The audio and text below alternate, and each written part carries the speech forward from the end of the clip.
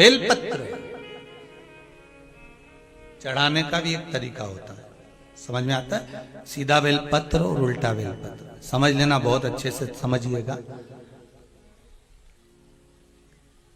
शिव जी के सम्मुख में शंकर भगवान के शिवलिंग पर जब बेलपत्र चढ़ता है तो बेलपत्र का जो सीधा भाग होता है वो शिव जी के शिवलिंग पर होना चाहिए, उल्टा भाग ऊपर होना चाहिए। बहुत ध्यान से समझना हो।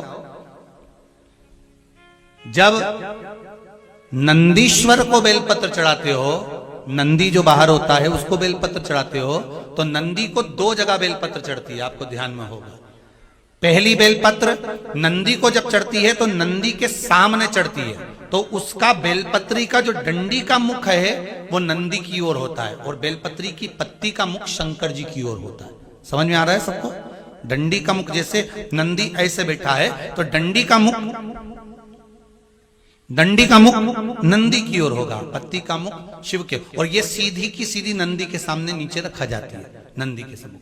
और एक बेलपत्र जब नंदी के ऊपर चढ़ती है तो डंडी का मुख शिव जी के ऊपर होता है और इस पत्ती का मुख नंदी के सिर पर नंदी की ओर होता है। ये दोनों में बहुत अंतर है महाराज।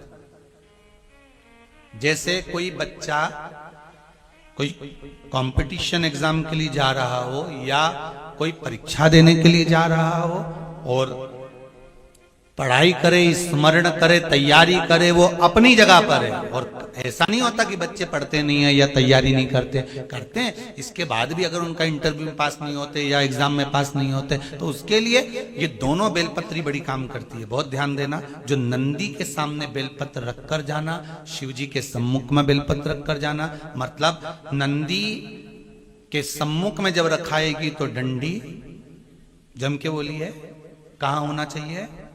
नंदी की ओर। और जब ऊपर रखाएगी तो डंडी शिव की ओर हो। ये दो बेलपत्र रखकर शिव जी का स्मरण कर कर जाएं, कार्य सफलता की ओर बढ़ता है। कोई काम के लिए आप जा रहे हैं तो उसमें सफलता मिल जाती है, उसमें सफलता प्राप्त हो। शिव जी को बेलपत्र चढ़ा रहे हो, जो चिकना भाग है, सीधा भाग शिव जी के ऊपर, शंकर भगवान के ऊपर। थाली में अगर शिवलिंग का निर्माण कर रहे हो, पार्थिव शिवलिंग का निर्माण कर रहे हो, तो थाली में जब बेलपत्र रखोगे तो सीधी रखोगे, फिर उसके ऊपर शिवलिंग का निर्माण करो।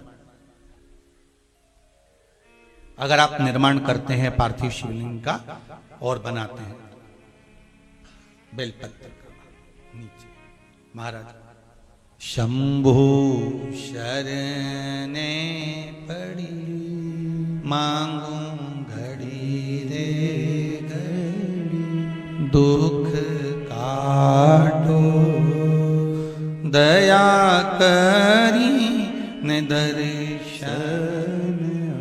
महाराज